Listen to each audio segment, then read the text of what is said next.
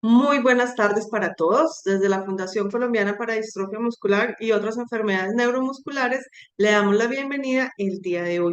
Estoy feliz de volverlos a tener acá, así sea a través de la pantalla. Eh, Retomamos hasta este mes, ya esperando que todo el mundo haya terminado sus vacaciones, que lleguemos con mucha energía, con mucha actitud a aprender cosas nuevas. Gracias por acompañarnos, gracias por compartir nuestra invitación y el día de hoy vamos a tener un tema muy interesante. Vamos a hablar sobre discapacidad y sobre la ruta para el certificado de discapacidad, que es una de las herramientas que necesitamos día a día para todos nuestros pacientes, para nuestros familiares o para nosotros mismos. Los dejo en manos de Laura Camila. Laura Camila nos va a presentar nuestra gran panelista el día de hoy. Laura Camila, buenas tardes, ¿cómo estás? Muy buenas, muy buenas tardes todavía, Nancy. Muchísimas gracias. Gracias nuevamente por invitarme a ser parte de estos espacios. Y para todos ustedes, bienvenidos nuevamente a nuestros acostumbrados webinars. Esperamos que este ciclo de conferencias que iniciamos, como lo acaba de decir Nancy, sea muy productivo para todos nosotros. Y como ella también lo acaba de mencionar, vamos a hablar hoy del certificado de discapacidad. La idea de este espacio es que resolvamos dudas, inquietudes, podamos de la mano de nuestra experta conocer un poco más a fondo acerca de este certificado que para todos nosotros es de suma importancia. Antes de dar inicio, los queremos invitar a que nos sigan en nuestras redes sociales Facebook, Twitter e Instagram como @coldistrofia y desde allí nos ayuden a compartir la mayor cantidad de contenido que puedan. Recuerden que entre más nos viralicemos, más le podemos llegar a personas que realmente lo requieren. Si quieres ampliar la información acerca de la distrofia muscular, también puedes entrar a nuestra página web distrofiamuscularcolombia.org. Les recordamos que este webinar está siendo transmitido por vía Facebook Live y durante toda nuestra transmisión, tanto por Zoom como Facebook, estarán abiertos nuestros chats para que a través de ellos dejes tus dudas e inquietudes. No siendo más, saludamos a la doctora Gloria Velázquez, fonoaudióloga egresada de la Universidad Católica de Manizales, especialista en audiología de la Corporación Universitaria Iberoamericana de Bogotá. Adicional a esto, la doctora Gloria cuenta con un certificado en discapacidad, el cual fue otorgado por la Universidad Nacional de Colombia y fue formada por la Universidad Alexander von Humboldt en valoración en apoyos Ley 1996. También cuenta con 25 años de experiencia en trabajo comunitario y 15 años con población de discapacidad. Doctora Gloria, bienvenida. Muchísimas gracias por aceptar la invitación en la tarde de hoy. Los micrófonos son todos suyos. Adelante. Buenas tardes, Laura Camila. Buenas tardes para todos los asistentes. Agradecer a Nancy la invitación y el poder compartir con ustedes estos espacios que nos permiten enriquecer los conocimientos y compartirlos y poder entre todos nutrir la información para garantizar así de esta manera, conociendo la información, los derechos de las personas con discapacidad. Como les decía Laura Camila, hoy el tema que vamos a trabajar, que vamos a tratar es el concepto de discapacidad y ruta para acceder al certificado de discapacidad. Cuando Nancy me llamó para que hiciéramos esta capacitación, esta charla hoy, porque va a ser una charla, queremos que ustedes participen de una manera activa y pregunten todo lo que tengan para preguntar. Me decía presentar la ruta de del certificado de discapacidad. Yo le decía a Nancy, es bien importante que para nosotros poder llegar a hablar de la ruta para acceder al certificado de discapacidad, pues tengamos claro ese concepto de discapacidad. Entonces, la jornada, la charla la vamos a partir en dos. Un primer momento que vamos a hablar del concepto de discapacidad porque todavía tenemos muchos imaginarios y tenemos unos conceptos que muchas veces no son los adecuados frente a la discapacidad para luego continuar con la ruta para acceder al certificado. Hablábamos al inicio que vamos a hacer la presentación, las preguntas las vamos recogiendo, las vamos anotando y finalizando la presentación, pues iniciamos con la ronda de preguntas. Me permito en este momento compartir pantalla. Por favor, me cuentan si la están viendo bien, sin problema.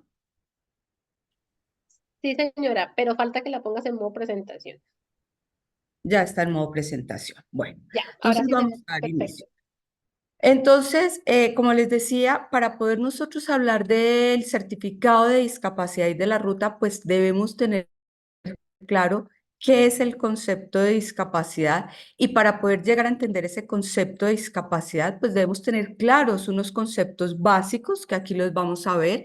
Entonces hay un concepto que es el de deficiencia, que es el déficit o ausencia o alteración ya sea en una función o en una estructura corporal, incluidas en esas deficiencias las mentales y las psicológicas.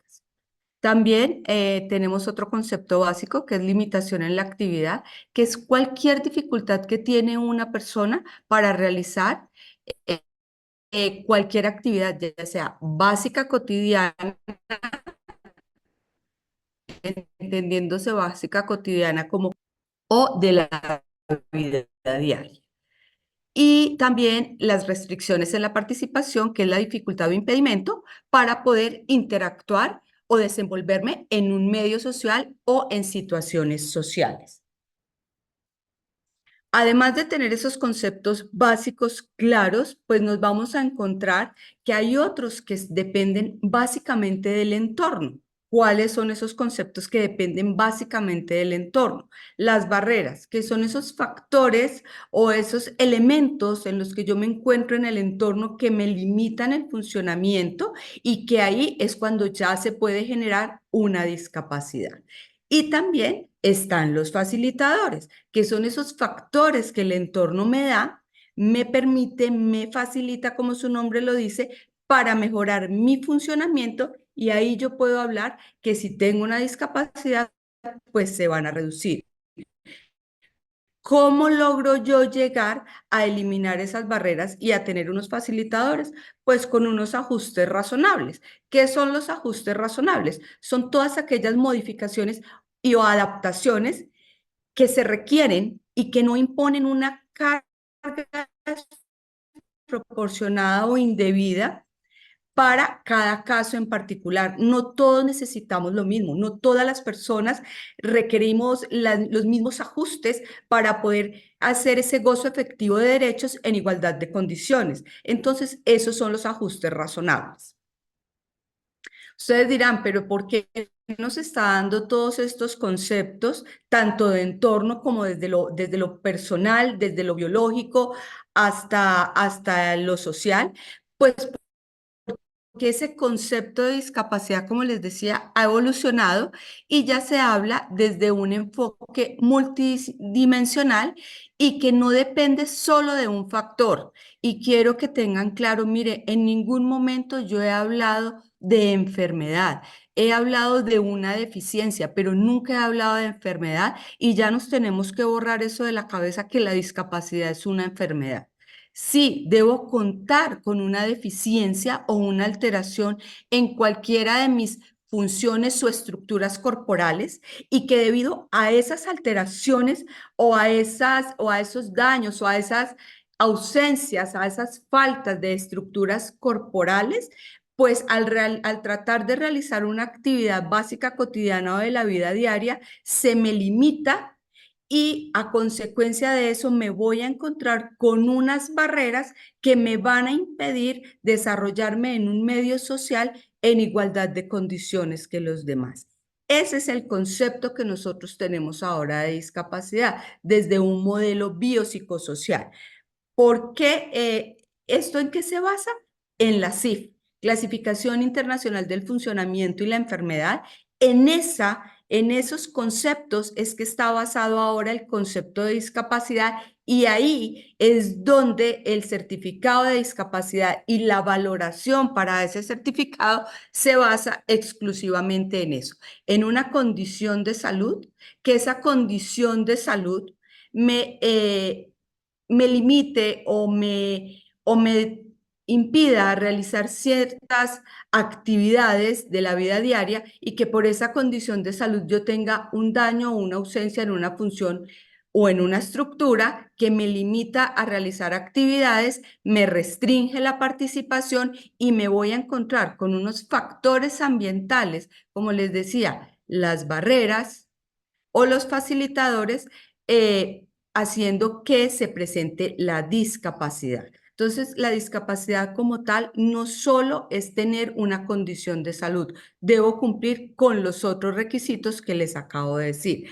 Para que nos quede mucho más claro, les voy a poner un ejemplo. Una persona con parálisis cerebral que tiene su trabajo, que es ebanista o realiza cualquier otro tipo de actividad y necesita acceder a unos préstamos y a unas ayudas del gobierno y esta persona no puede llegar por esas barreras que se va a encontrar en el medio. Entonces, vamos a ubicar ese caso en esta estructura de la SIP. Entonces, ¿cuál es la condición de salud que tiene la persona? Pues una parálisis cerebral.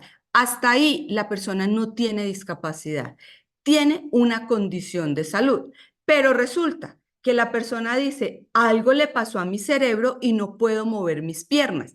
Al yo decir, algo le pasó a mi cerebro y no puedo mover mis piernas, estoy manifestando que tengo una alteración, un daño en un órgano y en una función. Entonces, ¿cuáles son? Sus piernas que no puede caminar, ¿sí? Entonces, no puede mover sus piernas. ¿Cuál es la actividad básica y la actividad de la vida diaria que yo realizo con mis piernas?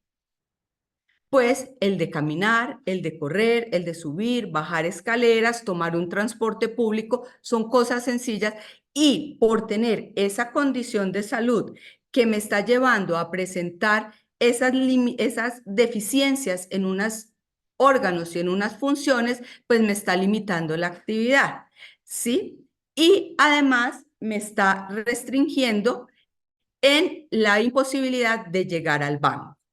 Ahí ya voy yo cumpliendo con todos estos criterios y ahí yo ya hablo que esa persona se está encontrando con unas barreras y ahí yo puedo decir que esta persona efectivamente tiene una discapacidad, porque ya esa condición de salud, vuelvo y les reitero, les está generando un daño en un órgano o una función que le limita y que le restringe la participación.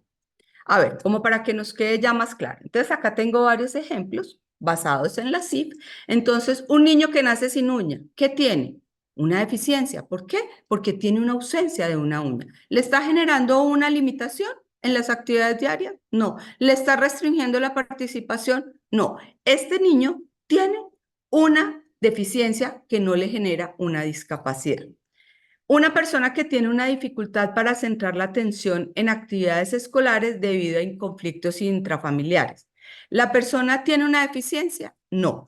Está teniendo una limitación para realizar sus actividades diarias, pero no le está restringiendo la participación. Esta persona no tiene discapacidad. Una persona diagnosticada con VIH positivo en el momento del diagnóstico no tiene una deficiencia, no tiene una limitación, pero sí tiene una restricción en la participación. Eso no quiere decir que tenga una discapacidad. Una persona sorda tiene la deficiencia, ¿sí? ¿En dónde? En la audición, que le está generando unas limitaciones en las actividades de la vida diaria y le está restringiendo la participación. Perdón un momento.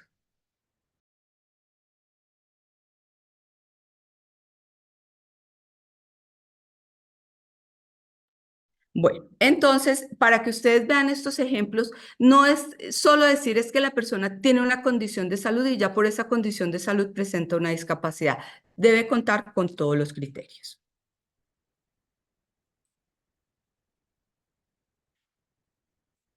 Entonces, discapacidad es una persona con deficiencia que las puede tener a nivel sensorial, a nivel intelectual, a nivel físico y a nivel mental. Cuando hablamos de sensorial, puede ser auditiva, visual o sordoceguera y que esta condición de salud sea a largo plazo o permanente y que al realizar una interacción con el entorno se presenten unas barreras que le impiden su participación en igualdad de condiciones que los demás.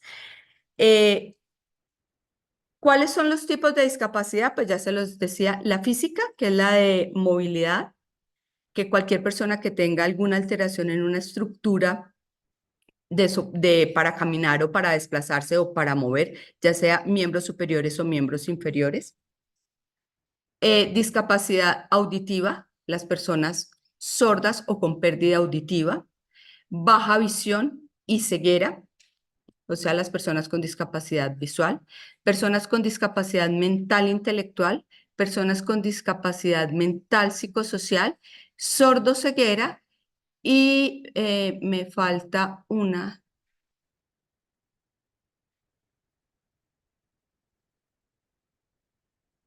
¿Quién me ayuda? Me faltó una.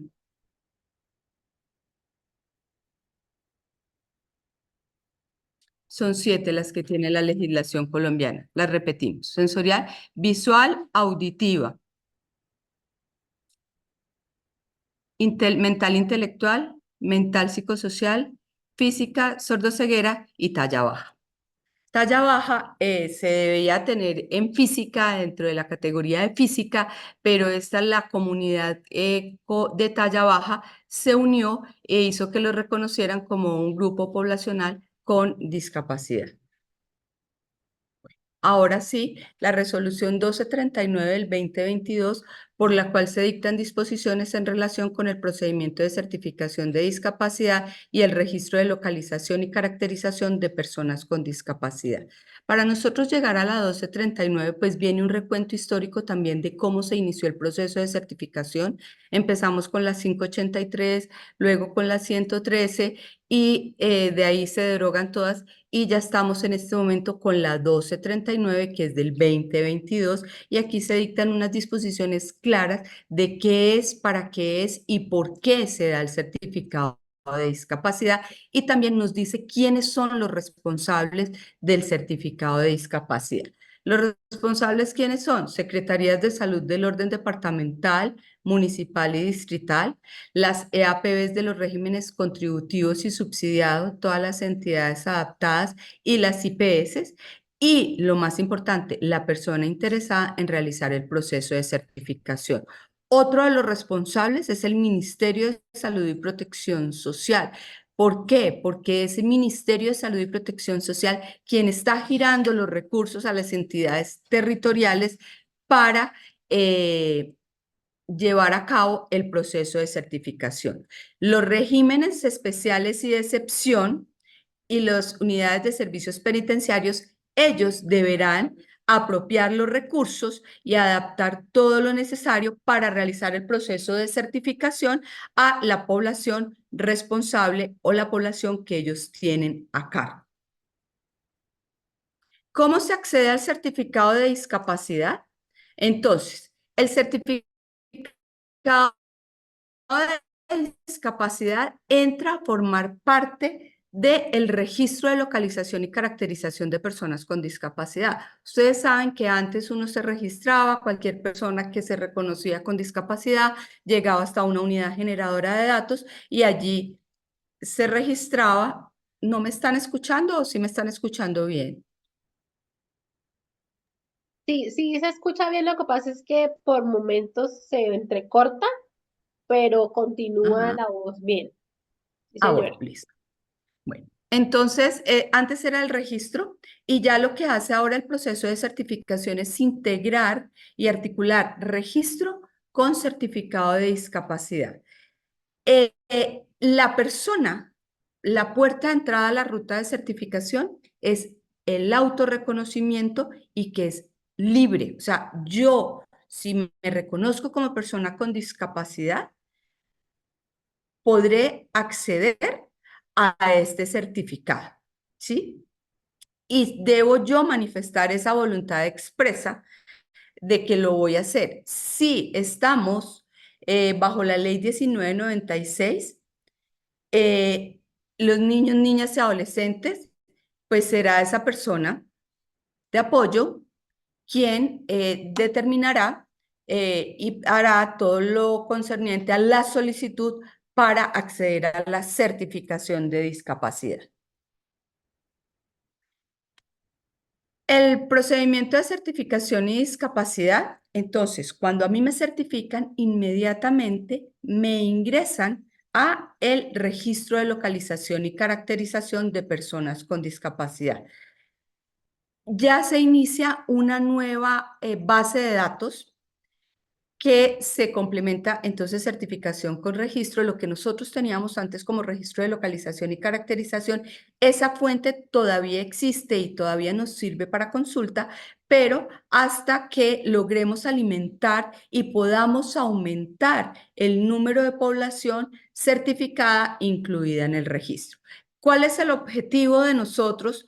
Es que nuestra población, la que ya fue registrada en algún momento, pues pase por equipo multidisciplinario y sea valorada para el certificado de discapacidad. ¿Qué debe hacer? Lo primero que tiene que hacer la persona, entonces les decía, el autorreconocimiento y hacerlo de manera voluntaria. Ya después de que yo me autorreconozco y lo hago de manera voluntaria, ¿qué voy a solicitar? Mi historia clínica, si no la tengo, o puedo solicitar el resumen de historia clínica. ¿Ante quién voy a solicitar yo ese resumen de historia clínica? Ante mi médico tratante. Ahí es donde entran a ser responsables las EAPBs con sus IPS, porque es la IPS de la EAPB quien me va a hacer la entrega, ya sea de la historia clínica o del resumen de historia clínica. ¿En qué condiciones me van a entregar ese resumen de historia clínica?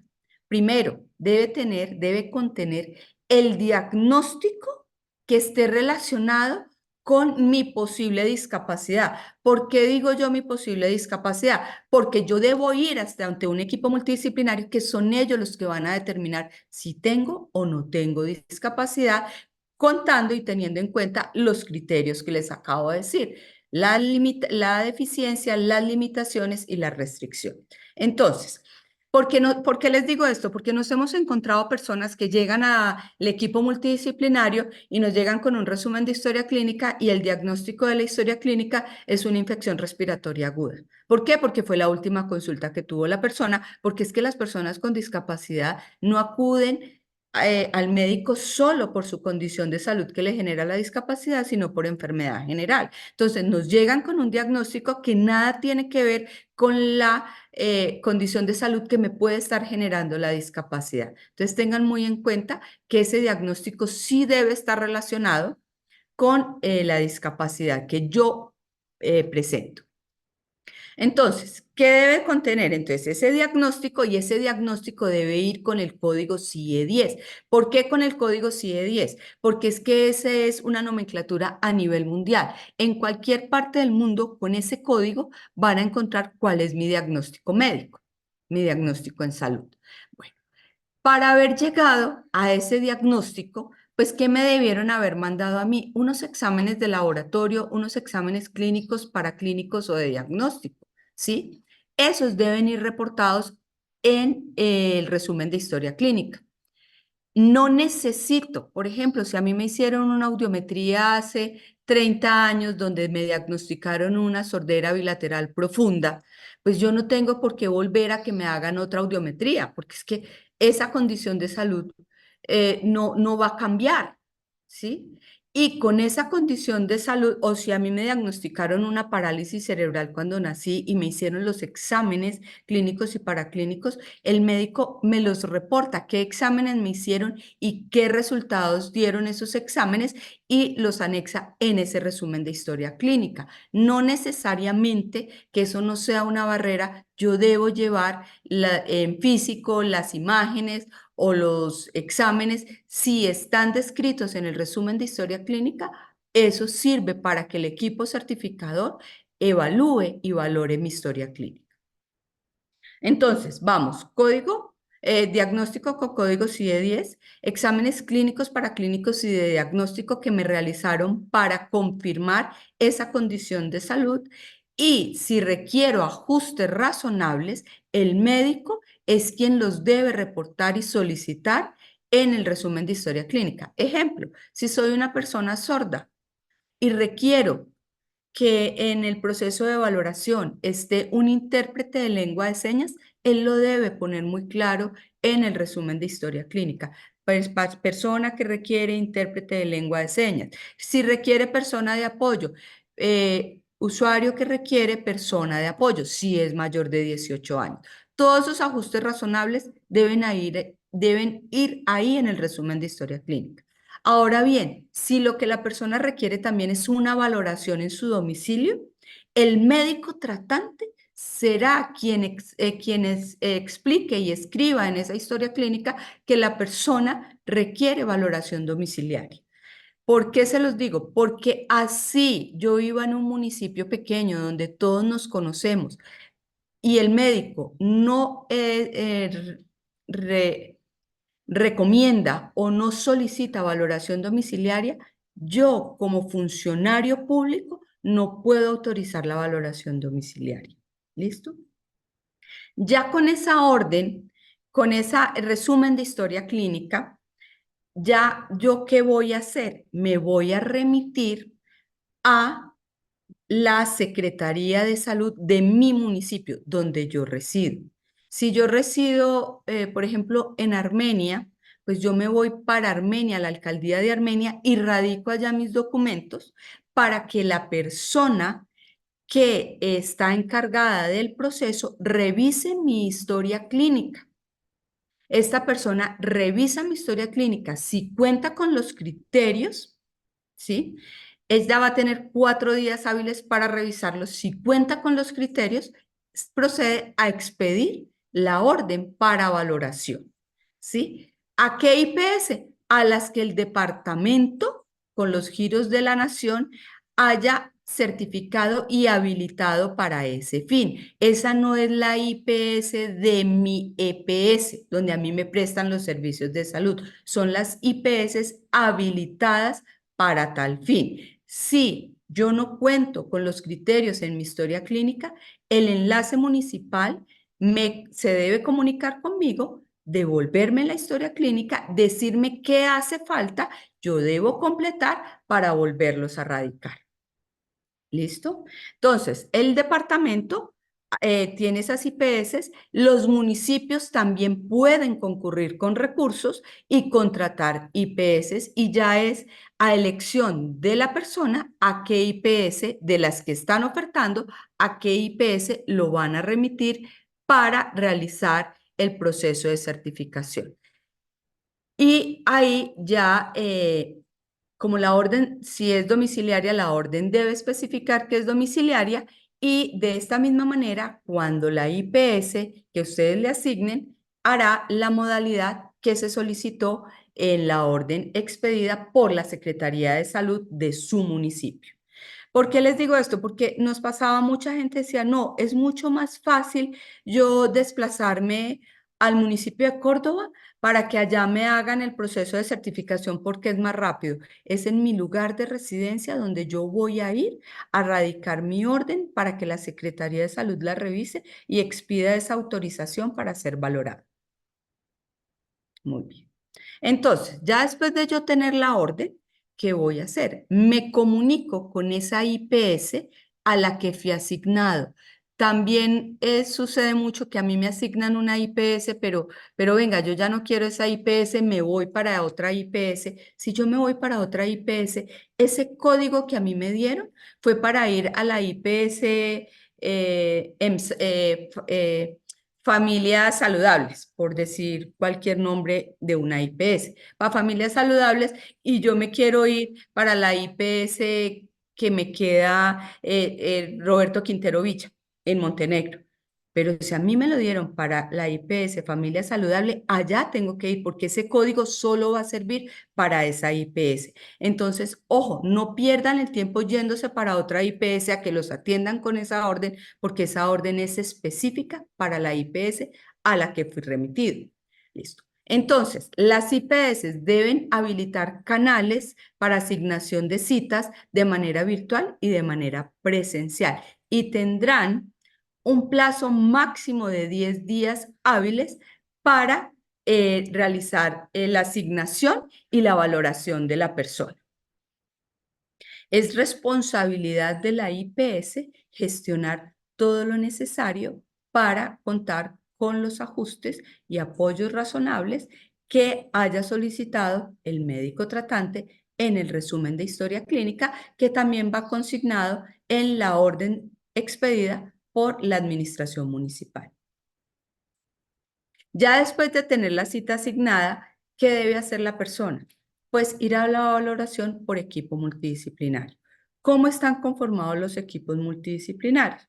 Por médico, siempre debe haber un médico presente y ya cualquiera de estos profesionales: fisioterapeuta, terapeuta ocupacional, fonoaudiólogo, psicólogo, trabajador social, enfermera u optómetra.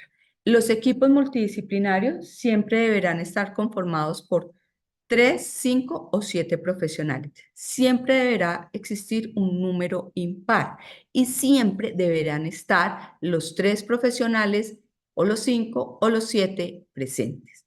Nunca podremos tener 2 disciplinas de las mismas en un equipo multidisciplinario. Siempre los 3, los 5, los 7 profesionales que hayan en el momento de la valoración deben pertenecer a disciplinas diferentes. Y vuelvo y les digo y les reitero, siempre debemos contar con el médico. Bueno, entonces ya llega la persona para consulta con el equipo multidisciplinario. Debe llegar la persona con discapacidad, porque también nos encontramos muchas veces que llega el cuidador diciendo: es que hoy amaneció haciendo mucho frío, hoy está lloviendo, pero yo vine tranquilo, yo le respondo todo lo que usted necesita de él y yo le respondo porque me dio pesar traerlo hoy o amaneció enfermo. No, debe asistir la persona a la que vamos a valorar. Si requiere la persona de apoyo, claro, puede asistir con la persona de apoyo, pero debe asistir la persona con discapacidad. Y debe llevar los documentos para que el equipo inicie la valoración mediante una entrevista semiestructurada que de ahí determinará si la persona tiene o no discapacidad.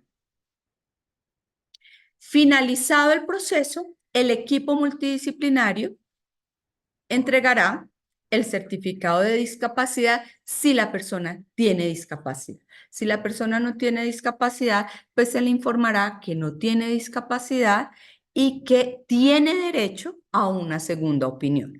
Acá también les quiero decir, muchas personas han solicitado una segunda opinión que porque el porcentaje de discapacidad está muy bajito. Ese es el primer error que nosotros tenemos con el certificado, porque la discapacidad no se da en porcentajes. Yo tengo o no tengo discapacidad, ¿sí? El porcentaje que antes salía en el certificado de discapacidad, que ya lo quitaron, ese porcentaje global lo quitaron por todas esas dificultades, las personas solicitaban segunda opinión, que porque el porcentaje estaba muy bajito y no les servía para acceder a los diferentes programas. Eso es un mito que hay en cuanto al certificado, porque vuelvo y les digo, la discapacidad es una sola. Yo la tengo o no la tengo, ¿sí? ¿Qué tengo yo? Mayor dependencia funcional. Por ejemplo, una persona con una discapacidad auditiva, que su condición de salud o que su sordera sea leve o moderada, pues va a tener menor dependencia funcional que una persona sorda profunda, que así use audífonos no va a escuchar. O una persona usuaria de silla de ruedas que tiene una discapacidad física, que es usuaria de silla de ruedas, y una persona con discapacidad física que use muletas, pues va a tener mayor dependencia funcional quien usa la silla de ruedas, la usuaria de silla de ruedas, que la persona que usa muletas. O una persona con una discapacidad múltiple, que esa es otra de las categorías de discapacidad, una persona con discapacidad múltiple a una persona ciega, seguro que va a tener mayor dependencia funcional quien tiene la discapacidad múltiple, pero ambos tienen discapacidad. Entonces, por favor, no nos peguemos tanto a ese porcentaje, porque es que el que sí debe y el que sí se mide en porcentaje es la capacidad de pérdida laboral, que es completamente distinto al certificado de discapacidad. Después de este paréntesis, ahora sí sigamos, y de esta aclaración que me parece muy importante hacerla, la del porcentaje de perfil de funcionamiento. El procedimiento de certificación de discapacidad no podrá exceder los 17 días hábiles, ¿sí? Posteriores a el momento en el que entrego la documentación. Pero tengan en cuenta, esto en el momento en que se encuentren con los recursos del ministerio o que el municipio tenga recursos propios para el proceso de certificación. Porque si no hay los recursos, si no se apropian recursos iniciando año, pues ahí se va a demorar más el proceso de certificación. Bueno, yo les hablaba de una segunda opinión. Eh, Se recomienda cuando a mí me certifiquen en la primera valoración que presento una discapacidad, que sí tengo discapacidad, pero yo considero que si me dicen que yo tengo una discapacidad física, pero yo considero que mi discapacidad es múltiple, pues ahí podría pedir esa segunda opinión para que el segundo equipo multidisciplinario, el segundo equipo certificado, pues revise y determine si sí tengo una discapacidad múltiple o solo es una discapacidad física. O a quien le digan que no tiene discapacidad, tiene derecho a una segunda opinión, ¿sí? Esa segunda opinión será la que quedará en firme y será la que quedará incluida en el registro de localización y caracterización de personas con discapacidad.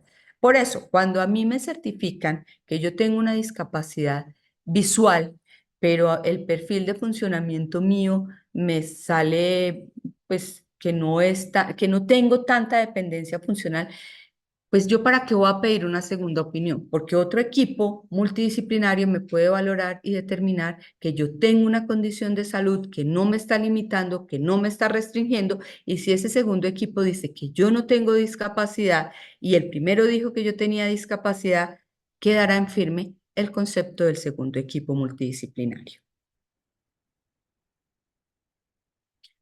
Otra de las preguntas que nos hacen mucho, ¿cuándo actualizamos el certificado de discapacidad? El certificado de discapacidad se actualiza cuando cumplo los 6 años. ¿Por qué cuando cumplo los 6 años? Porque por escala de evolución, pues no es lo mismo un niño de 3 años a un niño de 6 años que ya tiene esa maduración neurológica, ¿sí? Entonces la valoración va a ser muy distinta. Por eso, en niños menores de 6 años no van a encontrar perfil de funcionamiento. Cuando el menor de edad certificado cumple 18 años, y cuando a criterio médico tratante, él considera que se modifican esas limitaciones en las actividades o esas restricciones y que requiere pasar nuevamente por valoración por equipo multidisciplinario. Ahora bien, muy importante, quienes ya tengan certificado de discapacidad expedido antes de junio del 2020, esos certificados de discapacidad tendrán vigencia hasta diciembre del 2026. ¿Qué quiere decir esto? Que démosle la oportunidad a quienes no tienen ningún documento para que ellos accedan al certificado de discapacidad, porque esos que fueron expedidos antes del 30 de junio del 2020 tienen la misma validez que los que se están haciendo ahora, ¿sí?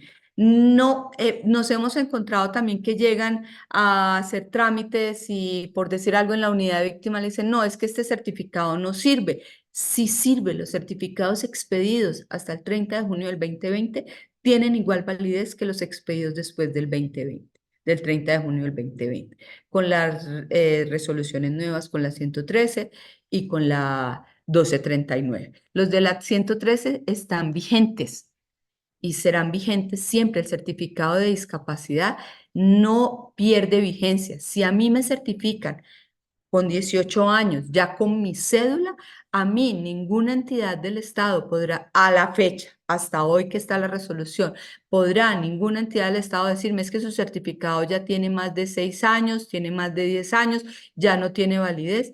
No pierde validez. Ese certificado no hay que actualizarlo a menos que el médico tratante considere que se debe actualizar.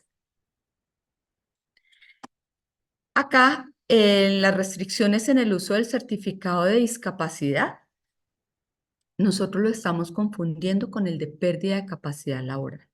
Y las CPS nos están poniendo trabas y nos están poniendo barreras porque nos están diciendo que tenemos que llevar el certificado de discapacidad para que nos puedan marcar en el sistema para la exoneración de pago de cuotas moderadoras, para que no me desvinculen del núcleo familiar, y no es así. La marcación, ellos la hacen directamente con historia clínica y para que a mí no me desvinculen después de cumplir los 25 años, es por medicina laboral. ¿Por qué? Porque es que yo puedo tener una discapacidad, puedo trabajar y puedo tener la capacidad de pago. Y lo debo hacer, lo debo aportar, pero hay personas que por su condición de salud y por su discapacidad no pueden laborar y dependen económicamente de ese padre o de ese cuidador. Ahí aplica es la medicina laboral, certificación de medicina laboral, y las CPS lo saben y ellos lo deben hacer así. ¿Para qué sirve el certificado de discapacidad? Para priorización a los diferentes programas del Estado. ¿Qué quiere decir esto? Que yo necesito, estoy haciendo los trámites para reparación integral de víctimas y yo presento todos los documentos que me exige a mí la unidad de víctimas. Pero para que me prioricen en la revisión de documentos, yo anexo el certificado de discapacidad y si estoy en el turno 80, pues me dejan de primero y me lo revisan a mí primero. Si hay un concurso nacional para el empleo público y yo quedo empatada con otra persona y cumplo con todos los requerimientos y con los perfiles, pues ¿qué me va a servir para desempatar? El certificado de discapacidad. No quiere decir que el certificado de discapacidad, así yo no cumpla con los requisitos, me van a entregar los beneficios. Debo cumplir con los requisitos. El certificado de discapacidad, vuelvo y les digo, es para priorización. El certificado de discapacidad no es un documento válido para el reconocimiento de prestaciones económicas, asistenciales de los sistemas generales de pensión o de riesgos laborales, ni para calificación de pérdida de capacidad laboral y ocupacional.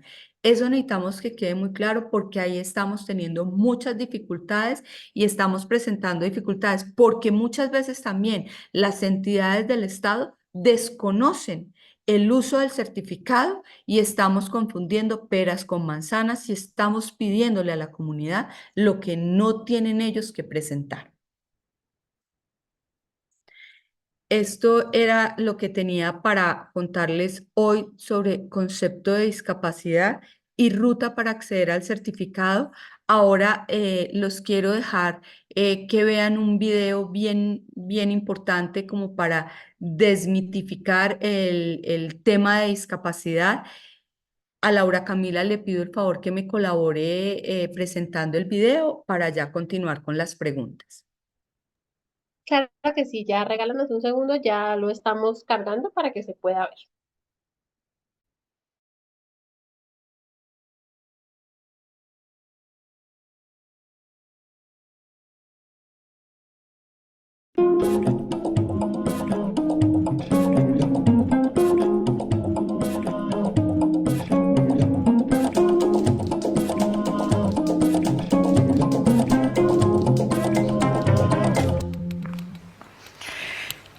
Soy mamá de tres hijos varones. Ellos me enseñan cosas todos los días. Augusto, el del medio, es el que más me enseñó a desdramatizar. Tiene 10 años, tipo curioso, su plato preferido son los ravioles. No le gustan los caramelos y tiene síndrome de Down.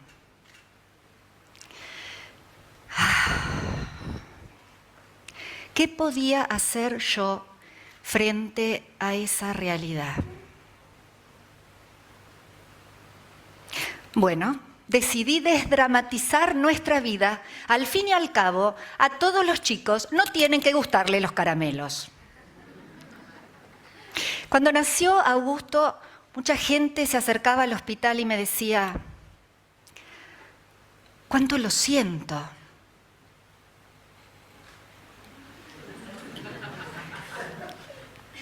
Por suerte, mucha más cerca me decía, no le des bola, no pasa nada. Y tenían razón, no pasa nada. Claro, esta actitud mía tiene que ver mucho con la manera en la que el pediatra me dio la noticia.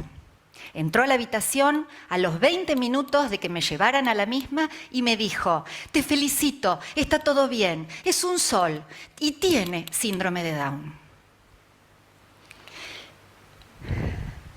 Gracias a mi experiencia, por recomendación mucha gente me llama por teléfono cuando algún amigo o pariente tuvo un bebé con síndrome de Down. Hola, hola Ana, ¿cómo te va? ¿Todo bien? Mira, te molesto, ¿te puedo hacer una consulta? Quería... Sí, ¿cómo no? Por favor, decime en qué te puedo servir. No, ¿sabés que tengo un amigo que fue papá? ¡Ay, qué bueno! Sí, claro, es bueno. El tema es que el bebé tiene síndrome de Down. Y yo te llamo porque quiero saber, ¿qué hago? Comprale un regalo. Anda a visitarlo, hacele upa, sácate una foto. Alguien una vez me dijo, con los ojos con los que vos mires a tu hijo, así lo va a mirar el mundo. Y le hice caso. Y yo creo que mi hijo puede hacer muchas cosas, muchas más que lo que el común de la sociedad cree que puede hacer un niño con síndrome de Down. Bueno, tanto así que una tarde tuvimos que salir corriendo a la guardia del hospital porque Augusto se había abierto la ceja andando en skate. Llego corriendo, obviamente, asustada, sangraba. Me abre la puerta del consultorio de guardia, la médica, lo mira a Augusto y me mira. Mira a Augusto, me mira. Yo para ese entonces dije, sonamos. Es mi primera vez, me dice la médica, y digo, uy, la primera vez que sutura. ¡Qué puntería! No. Era la primera vez, y así me contó después, que suturaba, sí, pero a un niño con síndrome de Down, víctima de un accidente doméstico. También era la primera vez de la mamá de un amiguito que cumplía años. Cuando llegamos a la fiestita, a la casita de fiestas, y vio que me despedía de Augusto con un beso y le decía, chau hijo, pasala bien. Y Augusto salía disparado para el pelotero. La madre, casi en estado de shock, me dijo, ¿cómo? ¿Te vas?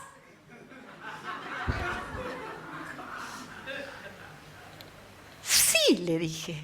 Y ella me dijo, es mi primera vez.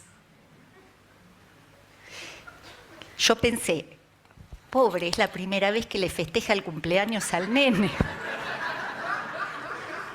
No, era la primera vez que entre los amigos de su hijo había un niño con síndrome de Down. En esas ocasiones, yo siempre pienso que tengo dos opciones. O me siento que nos dejan afuera, o lo tomo como una oportunidad para incluir. ¿Quieren saber cómo terminó esa anécdota? Nos fuimos.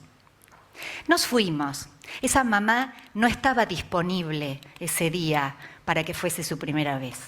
Y yo no estaba vestida para la ocasión.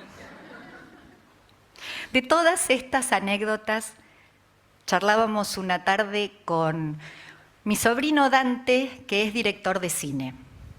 Tomábamos unos mates y nos reíamos juntos, ¿no? Y él me decía, qué loco que te pasen estas cosas. A mí me cuesta a veces acordarme que Augusto tiene síndrome de Down. Podríamos encontrar la manera de contar esto, ¿no? De mostrar que no hay drama, que no pasa nada raro. Bueno, y así surgió la idea de hacer Beto la serie. Beto la serie es una serie pensada para televisión. Se ha convertido hoy en un proyecto transmedia, ¿no? Pero nació como pensada para televisión, hecha en la técnica del stop motion. Su personaje principal es un niño con síndrome de Down, Beto, y contamos, mostramos, desdramatizamos la discapacidad a través de historias contadas con humor. Tanto así buscamos mostrar sin estigmatizar y mostrar que se puede vivir sin drama, que elegimos para que pusiese la voz al personaje a Augusto. Porque si bien Augusto, como tantos niños con síndrome de Down, no tiene una dicción clara y limpia, tiene mucho para decir. Y nos pareció que era lindo generar que cada uno de nosotros afinásemos nuestro oído.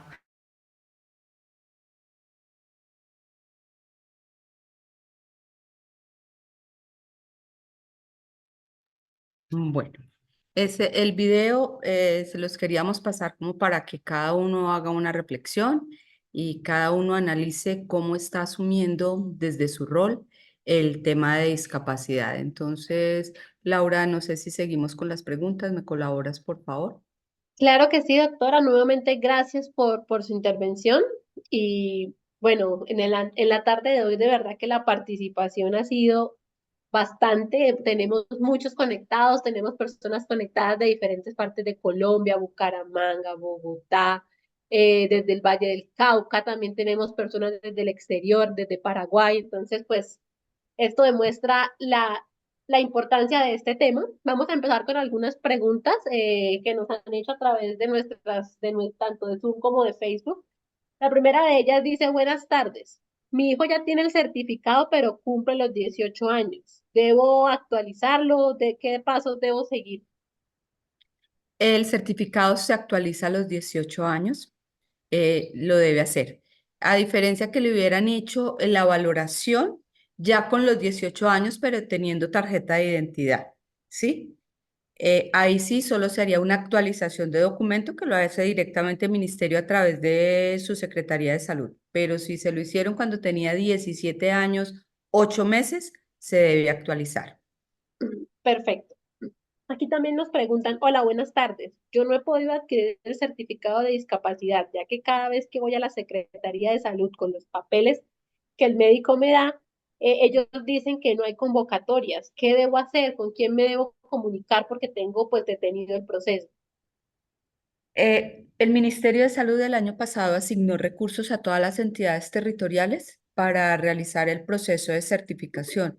Sería pedir a esa entidad territorial, a ese municipio, esa entidad territorial, que recuerden que es en su municipio de residencia donde lo radican, que reciban sus documentos para que en el momento que hayan recursos, pues puedan realizar el proceso de certificación. Perfecto. También nos preguntan, pues yo creo que ya la doctora lo mencionó, pero si podemos hacer un recorderis de cuáles son esos criterios específicos para poder obtener ese certificado de discapacidad. Primero, que la persona se reconozca como persona con discapacidad. Presentar el resumen de historia clínica que debe contener el diagnóstico clínico relacionado con su posible discapacidad con el código CIE-10, exámenes clínicos para clínicos y de diagnóstico. Acá vuelvo y les reitero, no tienen que ser recientes. Yo puedo tener un examen genético porque tengo un Down y me lo diagnosticaron, me dijeron hace 10 años que tengo ese resultado, ese examen o una enfermedad huérfana con esos exámenes genéticos que me practicaron hace tiempo, me pueden servir y me los deben aceptar. También deben ir consignar en el resumen de historia clínica los ajustes y apoyos razonables que requiero y si requiero valoración domiciliaria o valoración institucional. Esos son los requisitos para el certificado, Perfecto, para doctora. acceder a la orden, perdón. Tranquila, ya que hablamos de los requisitos, una pregunta muy recurrente es, ¿cómo hago para obtener mi historia clínica? Es decir, a mí me ven muchos especialistas, ¿dónde debo pedir como ese resumen general donde realmente me muestre el diagnóstico como tal para Lo que poder llevar esos requiero. documentos? Ahí es donde entran las responsabilidades de las EAPBs con sus instituciones prestadoras de servicios de salud. Ese médico tratante está en la obligación de hacer ese resumen de historia clínica en los criterios que dicta la 1239, ¿sí? Que son los que les acabo de decir. Es la IPS con mi médico tratante. Ok, perfecto, O doctora. si otra cosa, Laura, o si la persona cuenta con la historia clínica, puede llevar esa historia clínica donde tenga todo esto que yo les estoy diciendo y esa historia clínica la recibe el equipo multidisciplinario. Listo, perfecto. También nos preguntan, dentro de los conceptos que tienen para los certificados de discapacidad, ¿cómo se está reconociendo en este momento las personas autistas? ¿En qué categoría? Sí, que cómo la están reconociendo en este A momento. ver, el autismo está ubicado en la categoría de discapacidad mental psicosocial, porque en los estudios que se han hecho, las personas autistas con autismo no presentan ningún componente a nivel intelectual, sino que la dificultad de ellos es de adaptación a medio social. Ok, Entonces está en o la sea que en categoría. ese orden de ideas, una persona con autismo sí tiene derecho al certificado de discapacidad. Cualquier persona que se reconozca como persona con discapacidad tiene derecho a acceder al proceso de valoración para que sea certificada. Cualquier persona. Yo Perfecto. como entidad territorial no tengo la potestad ni la autoridad para decirle a una persona, usted no puede acceder al certificado. Yo simplemente, si cumple con los requisitos, expido la autorización para que sea valorado y es el equipo multidisciplinario quien va a determinar si sí tiene o no discapacidad. Ok, otra pregunta que tenemos con respecto a eso es, por ejemplo, una persona nacida con una cardiopatía congénita es considerada para un certificado de discapacidad.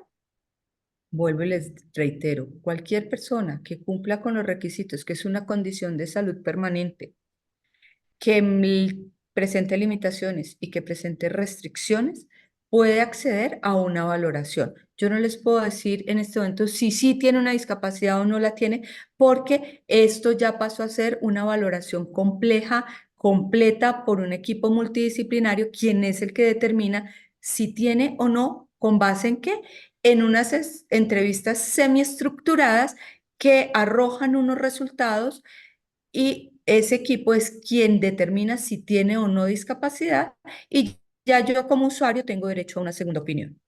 Ok, sí, señora. Con respecto al equipo multidisciplinario, me preguntan que a dónde se deben dirigir o ese equipo, ¿quién lo asigna como tal? A ver, el proceso para asignar los equipos multidisciplinarios es el siguiente. Las entidades territoriales abren unas convocatorias donde les dicen a las IPS de su territorio quiénes cuentan con equipos y quiénes quieren participar en el proceso de certificación.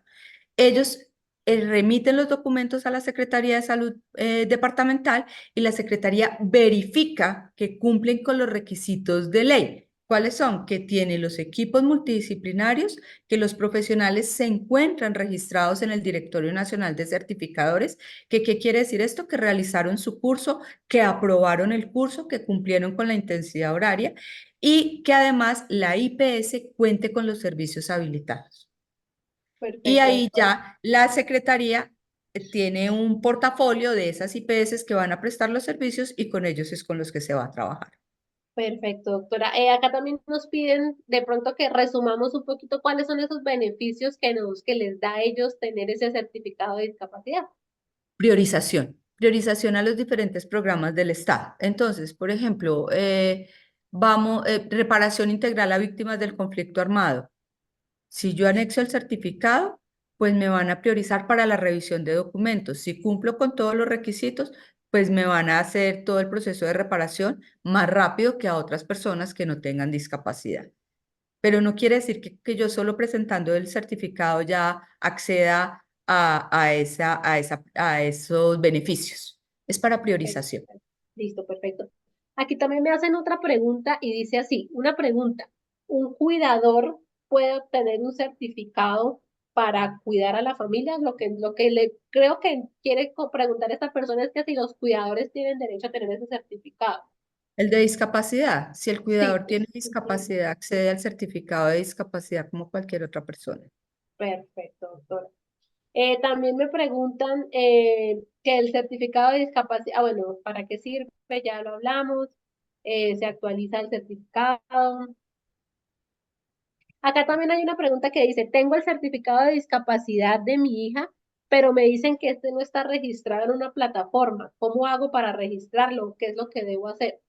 No, en el momento en que fue registrada la persona, en que fue certificada, la persona, debe haber quedado registrado en el registro de localización y caracterización de personas con discapacidad y ahí yo ingreso y ahí puedo mirar el certificado de la persona. Entonces, es que eso se hace en línea, o sea, yo aquí en el computador voy haciendo todo y todo eso va cargando y todo eso va a la bodega de datos del Ministerio de Salud. Esa información la tiene el ministerio.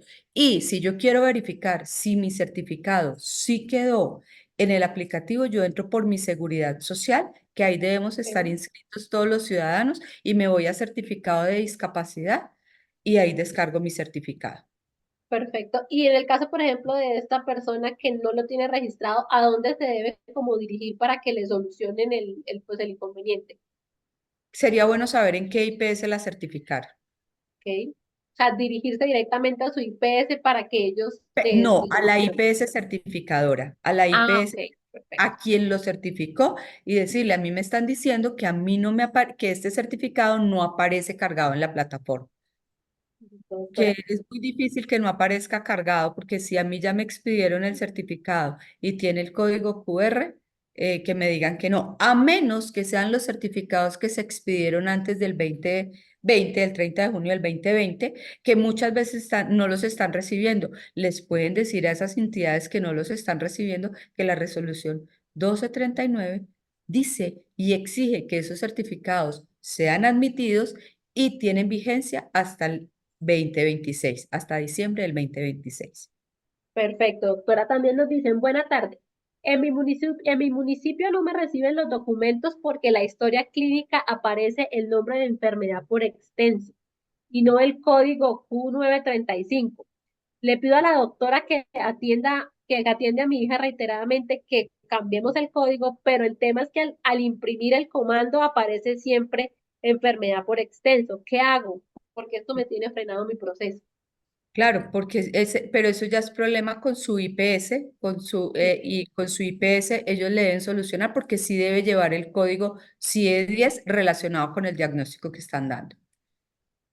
Perfecto. Acá también me dicen, mi resolución de pensión fue el 14 de octubre del 2004. Fui valorada 3 veces más, ratificando el 75% de discapacidad.